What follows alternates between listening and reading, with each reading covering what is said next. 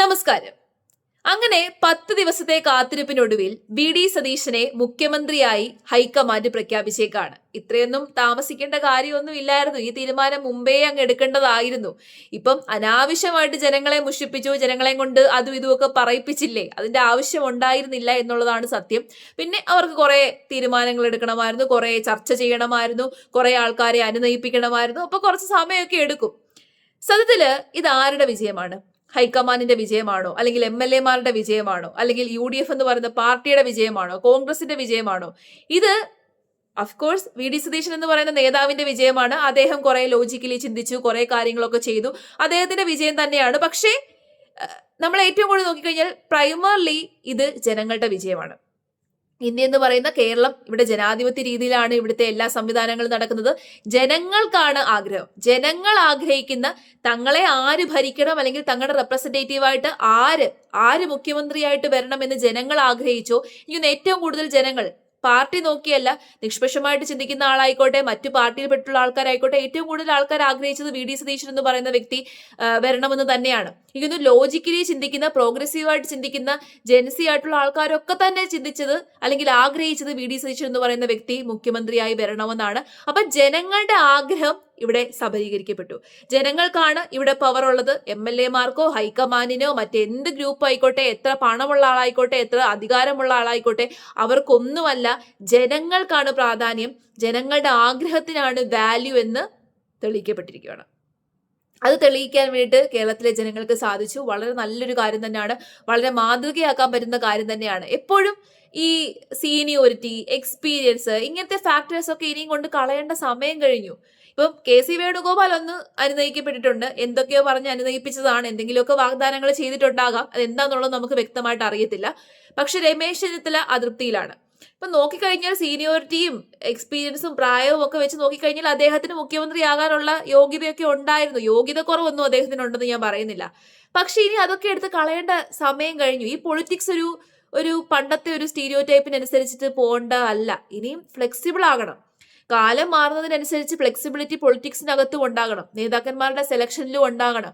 ഇത്രയും എക്സ്പീരിയൻസ് ഉണ്ട്, പ്രായമുണ്ട്, അല്ലെങ്കിൽ കുറച്ചും കൂടി ഇതിനകത്തൊക്കെ ഇരുന്ന് കുറെ കാര്യങ്ങൾ ചെയ്യാൻ പറ്റുമെന്നൊന്നും പറഞ്ഞിട്ട് കാര്യമില്ല. എപ്പോഴും ജനങ്ങളുടെ പ്രാധാന്യം, അല്ലെങ്കിൽ ജനങ്ങളുടെ ഇടയിലേക്ക് കൂടുതൽ ഇറങ്ങിച്ചെല്ലാൻ കഴിയുന്നത് ആർക്കാണോ അത് തന്നെയാണ് ഏറ്റവും വലിയൊരു യോഗ്യത. ആ യോഗ്യത സതീശനുണ്ട്. അതുകൊണ്ടാണ് അദ്ദേഹത്തിന് മുഖ്യമന്ത്രിയാകാൻ സാധിച്ചത്. അദ്ദേഹത്തിന്റെ നിലപാടിൽ അദ്ദേഹം ഉറച്ചു നിന്നത് വളരെ നന്നായി. അനുനയിപ്പിക്കാൻ ശ്രമിച്ചു, പക്ഷേ അതിൽ അനുനയിപ്പിച്ച് ഒരുപാട് കാര്യങ്ങളൊക്കെ പറഞ്ഞിട്ടുണ്ടാകാം. ഇന്നത് ചെയ്തു തരാം, അത് ചെയ്തു തരാം എന്നൊക്കെ പറഞ്ഞിട്ടുണ്ടാകാം. പക്ഷെ അതിൽ വിട്ടുവീഴ്ച ചെയ്തില്ല. വളരെ നല്ല കാര്യം തന്നെ. പിന്നെ ഇനി ഇവിടെ നോക്കേണ്ട വേറൊരു കാര്യം, സതീശന് അത്ര എളുപ്പമായിരിക്കില്ല കാര്യങ്ങൾ. ഇപ്പൊ തന്നെ അറിയാം, സ്വന്തം പാർട്ടിയിൽ തന്നെയുള്ള മുതിർന്ന നേതാക്കൾ, ഇൻഫ്ലുവൻസ്ഡ് ആയിട്ടുള്ള നേതാക്കളൊന്നും തന്നെ സതീശന് സപ്പോർട്ട് നിന്നില്ല. എല്ലാവരും KC വേണുഗോപാലിനും രമേശ് ചെന്നിത്തലയ്ക്കുമായിരുന്നു സപ്പോർട്ട് പറഞ്ഞിട്ടുള്ളത്. MLA മാരിൽ കൂടുതലും KC വേണുഗോപാലിനായിരുന്നു സപ്പോർട്ട്. അത് കഴിഞ്ഞിട്ട് രമേശ് ചെന്നിത്തലയ്ക്കായിരുന്നു സപ്പോർട്ട്. ബാക്കി സാധാരണക്കാരായിട്ടുള്ള അണികൾ, നേതാക്കൾ സതീശന് സപ്പോർട്ട് ഉണ്ടെന്നുണ്ടെങ്കിലും പ്രമുഖ നേതാക്കളൊക്കെ തന്നെ മറ്റ് നേതാക്കന്മാർക്കായിരുന്നു സപ്പോർട്ട്. അപ്പൊ അതുകൊണ്ട് തന്നെ ഈ സപ്പോർട്ട് കുറച്ച് കുറവാണ്. സ്വന്തം പാർട്ടിയിൽ തന്നെ സപ്പോർട്ട് കുറവാണ്. മാത്രമല്ല, ജനങ്ങൾ ഇത്രയും ആഗ്രഹിച്ച് കണ്ണിൽ എണ്ണയൊഴിച്ച് കാത്തിരുന്ന ഒരു മുഖ്യമന്ത്രിയാണ് ഇദ്ദേഹം. ഒരുപാട് വാഗ്ദാനങ്ങൾ ഇലക്ഷന് മുമ്പ് ജനങ്ങൾക്ക് നൽകിയിട്ടുണ്ട്. ഒത്തിരി വാഗ്ദാനങ്ങൾ നൽകിയിട്ടുണ്ട്. ഇപ്പൊ കേരളത്തിന്റെ നില നിങ്ങൾക്ക് അറിയാമായിരിക്കും. എല്ലാം താറുമാറായി കിടക്കുന്ന ഒരു അവസ്ഥയാണ്. അപ്പം ഇതിൽ നിന്ന് ബാക്ക് ടു നോർമലിലേക്ക് ഇദ്ദേഹത്തിന് കൊണ്ടുവരിക എന്ന് പറഞ്ഞു കഴിഞ്ഞാൽ കുറച്ച് പണിയാണ്. എനിക്കൊന്നു പിണറായി വിജയൻ ആയിക്കോട്ടെ, മറ്റ് മന്ത്രിമാരായിക്കോട്ടെ, അവരെക്കാട്ടിലും ഒക്കെ എക്സ്ട്രാ പണി എടുക്കേണ്ടി വരും. എക്സ്ട്രാ റെസ്പോൺസിബിലിറ്റി ഇദ്ദേഹത്തിന്റെ തലയിലുണ്ട്. പിണറായി വിജയൻ എന്ന് പറയുന്ന മന്ത്രിക്ക് ലഭിച്ച ഹെയ്റ്റിനെക്കാട്ടിൽ കൂടുതൽ ഹെയ്റ്റ് വരാനുള്ള സാധ്യതയുണ്ട്. എപ്പോഴും ജനങ്ങളുടെ പ്രതീക്ഷ കൂടുന്നതിനനുസരിച്ചിരിക്കും നെഗറ്റീവ് വരുന്നത്. എത്രയും ഉയരത്തിലാണോ ജനങ്ങളുടെ പ്രതീക്ഷ, അത്രയും ഉയരത്തിൽ നിന്ന് താഴെ വീണ് കഴിഞ്ഞാൽ ആ ആഘാതം ചിലപ്പോൾ താങ്ങാൻ പറ്റത്തില്ല. അപ്പം അതിനനുസരിച്ച് വർക്ക് ചെയ്യേണ്ടതായിട്ടുണ്ട്, ഒരുപാട് കാര്യങ്ങൾ ചെയ്യേണ്ടതായിട്ടുണ്ട്. ഒട്ടും എളുപ്പമല്ല, അതാണ് സത്യം. ജനങ്ങൾ പ്രതീക്ഷിച്ചതിനനുസരിച്ച് കാര്യങ്ങൾ കൊണ്ടെത്തിക്കുക എന്ന് പറഞ്ഞു കഴിഞ്ഞാൽ അത് ഒട്ടും എളുപ്പമല്ല. സ്വന്തം പാർട്ടിയിൽ തന്നെയുള്ള ആൾക്കാരെ അനുനയിപ്പിക്കുക, അവരെ ഒപ്പം നിർത്തുക, അവരെ എല്ലാവരെയും ഒന്ന് ഒന്നിച്ച് നിർത്തുക എന്ന് പറഞ്ഞു കഴിഞ്ഞാൽ കുറച്ച് ബുദ്ധിമുട്ടുള്ളൊരു കാര്യമാണ്. ഇത് ശരിക്കും പറഞ്ഞു കഴിഞ്ഞാൽ അദ്ദേഹം എങ്ങനെ ഇത് ഹാൻഡിൽ ചെയ്യുമെന്ന് ഞാൻ തന്നെ ഇപ്പൊ ആലോചിക്കുന്നുണ്ട്. കാരണം നിങ്ങളൊന്ന് ആലോചിച്ച് നോക്കിക്കേ, ഒരുപാട് കാര്യങ്ങൾ ഒരു മുഖ്യമന്ത്രി എന്നുള്ള ആ ഒരു കാര്യങ്ങൾ മാത്രമല്ല, ഇപ്പൊ കേരളത്തിൽ ഖജനാവിൽ എത്ര പൈസയുണ്ട്, നമ്മുടെ എക്കണോമി ഏത് രീതിയിലാണ്, ഇതൊന്നും നമുക്ക് അറിയത്തില്ല. എല്ലാം വല്ലാത്തൊരു അവസ്ഥയിലാണ്. ഇത്രയും സമയമെടുത്തു. ഒരു ഗവൺമെന്റ് മാറിയിട്ട് 10 ദിവസമായി. 10 ദിവസം കൊണ്ട് എന്തൊക്കെ താറുമാറായിട്ടുണ്ടാകും, എന്തൊക്കെ ഒരു ഓർഡർ ഇല്ലാതായി കാണും. അതെല്ലാം ഇനി ഓർഡറിലേക്ക് കൊണ്ടുവരണം. പതുക്കെ പതുക്കെ കാര്യങ്ങൾ ഇത് ചെയ്യണം. ഇവര് പറഞ്ഞിട്ട് ഇപ്പൊ ഒരു കാര്യം തന്നെ പറയാം. KSRTCയിൽ സ്ത്രീകൾക്ക് ഫ്രീ യാത്ര, അത് ശരിക്കും അനാവശ്യമായിട്ടുള്ള ഒരു വാഗ്ദാനമായിട്ടാണ് എനിക്ക് പേഴ്സണലി ഫീൽ ചെയ്യുന്നത്. അതായത് സ്ത്രീകൾ ജോലി ചെയ്യാൻ കഴിവുള്ളവരാണ്, സ്ത്രീകൾക്ക് ജോലി ചെയ്ത് പൈസ സമ്പാദിക്കാൻ കഴിവുള്ളവരാണ്. അപ്പൊ അതൊരു ഒരു അനാവശ്യമായ കാര്യമാണ്. തമിഴ്നാട്ടിലെ കാര്യം പറഞ്ഞു കഴിഞ്ഞാൽ തമിഴ്നാട്ടിൽ അവർക്ക് ഒരുപാട് വരുമാന മാർഗങ്ങളുണ്ട്. അപ്പം അങ്ങനെ ഒരു ഒരു കാര്യങ്ങൾ ചെയ്തു കഴിഞ്ഞാൽ അവർക്ക് വലിയ ബുദ്ധിമുട്ടുണ്ടാവില്ല. പക്ഷെ കേരളത്തെ സംബന്ധിച്ചിടത്തോളം ഇപ്പൊ KSRTCയുടെ കാര്യം തന്നെ എടുത്തു കഴിഞ്ഞാൽ KSRTC ഇതുവരെയും പൂർണ്ണമായിട്ടും കര കയറിയിട്ടില്ല, കടത്തിൽ നിന്ന് കര കയറിയിട്ടില്ല. ഒന്ന് നോർമലായി വന്നതേ ഉള്ളായിരുന്നു. അപ്പൊ ആ ഒരു സമയത്ത് പെട്ടെന്ന് നിങ്ങൾ ശ്രദ്ധിച്ചു കഴിഞ്ഞാൽ കേരളത്തില് സെൻസസ് എടുത്ത് നോക്കിക്കഴിഞ്ഞാൽ എനിക്ക് പകുതിയിൽ കൂടുതൽ സ്ത്രീകളുണ്ട്. ഏറ്റവും കൂടുതൽ എണ്ണം ഉള്ളത് സ്ത്രീകൾക്കാണ്. അപ്പം ഈ സ്ത്രീകളിൽ പുരുഷന്മാരെക്കാട്ടിൽ കൂടുതൽ എനിക്ക് തോന്നുന്നു KSRTCയിലൊക്കെ യാത്ര ചെയ്യുന്നത് സ്ത്രീകളായിരിക്കും. കുറച്ച് സുരക്ഷിതമായതുകൊണ്ട് KSRTCയിലൊക്കെ യാത്ര ചെയ്യുന്നത് സ്ത്രീകളായിരിക്കും. അപ്പം അത്രയും സ്ത്രീകൾക്ക് ഫ്രീ ആയിട്ട് കൊടുക്കുക എന്ന് പറഞ്ഞു കഴിഞ്ഞാൽ അത് കുറച്ച് പണിയുള്ള കാര്യമാണ്. ഉടനെയൊന്നും അത് ചെയ്യാൻ പറ്റുന്ന ഒരു കാര്യമൊന്നും അല്ല.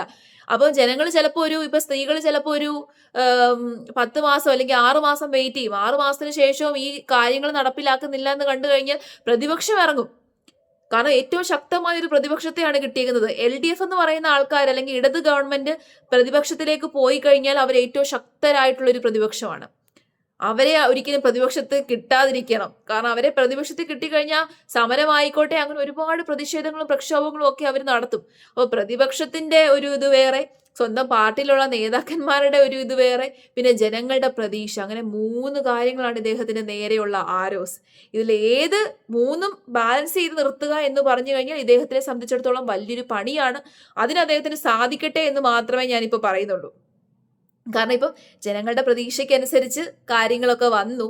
ജനങ്ങൾക്ക് ഇത്രയും പ്രതീക്ഷയുണ്ട്, ഇദ്ദേഹം എന്തെങ്കിലുമൊക്കെ പുതുതായിട്ട് ചെയ്യും. മറ്റ് മന്ത്രിമാരെയൊക്കെ അപേക്ഷിച്ച് ഇദ്ദേഹം കുറച്ചും കൂടി ലോജിക്കലി പ്രോഗ്രസീവായിട്ട് പുതുതായിട്ട് ചെയ്യും എന്നൊക്കെയുള്ളൊരു പ്രതീക്ഷ ജനങ്ങൾക്കുണ്ട്. ആ പ്രതീക്ഷ അസ്തമിച്ചു കഴിഞ്ഞു കഴിഞ്ഞാൽ ഇദ്ദേഹത്തിന് അത് വലിയ വിനയായിട്ട് മാറും. ഒരുപാട് നെഗറ്റീവുകൾ വരാനുള്ള സാധ്യതയുണ്ട്. ഇദ്ദേഹത്തിന്റെ കാല് വാരാൻ സ്വന്തം പാർട്ടിയിൽ തന്നെയുള്ള ആൾക്കാരുണ്ട്. ഇദ്ദേഹം മുഖ്യമന്ത്രി സ്ഥാനത്തു നിന്ന് മാറിക്കഴിഞ്ഞാൽ ആ ഒരു സ്ഥാനം ഏറ്റെടുക്കാൻ വേണ്ടി ഒരുപാട് ആൾക്കാരാണ് ക്യൂ നിൽക്കുകയാണ്. അധികാരമോഹികളായിട്ടുള്ള ഒരുപാട് ആൾക്കാരുണ്ട്. അപ്പൊ അവിടെ നിന്ന് സപ്പോർട്ട് അധികം പ്രതീക്ഷിക്കേണ്ട. പിന്നെ പ്രതിപക്ഷം, ഏറ്റവും ശക്തമായിട്ടുള്ളൊരു പ്രതിപക്ഷത്തെയാണ് അദ്ദേഹത്തിന് കിട്ടിയേക്കുന്നത്. ആ പ്രതിപക്ഷത്തിന്റെ വായടപ്പിക്കുക, പ്രതിഷേധക്കാരുടെ വായടപ്പിക്കുക, ജനങ്ങളെ സംതൃപ്തരാക്കുക, ഒത്തിരി വലിയ കടമ്പകൾ അദ്ദേഹത്തിന് മുമ്പിലുണ്ട്. ആ കടമ്പകളൊക്കെ ചാടിക്കടക്കാൻ വേണ്ടി അദ്ദേഹത്തിന് സാധിക്കട്ടെ. അങ്ങനെ നമുക്ക് പ്രാർത്ഥിക്കാം. അദ്ദേഹത്തിന് സാധിക്കും, അദ്ദേഹത്തിനെ കൊണ്ട് പറ്റുമെന്ന് നമുക്ക് പ്രാർത്ഥിക്കാം, വിശ്വസിക്കാം. അതിനെ നമുക്കിപ്പോ പറ്റത്തുള്ളൂ. എല്ലാം നല്ല രീതിയിൽ വരട്ടെ. ഒരാളെയും കൂടി ക്രിട്ടിസൈസ് ചെയ്യാൻ വേണ്ടിയിട്ട് കിട്ടി എന്നുള്ളൊരു സന്തോഷം കൂടി എനിക്കുണ്ട് കേട്ടോ.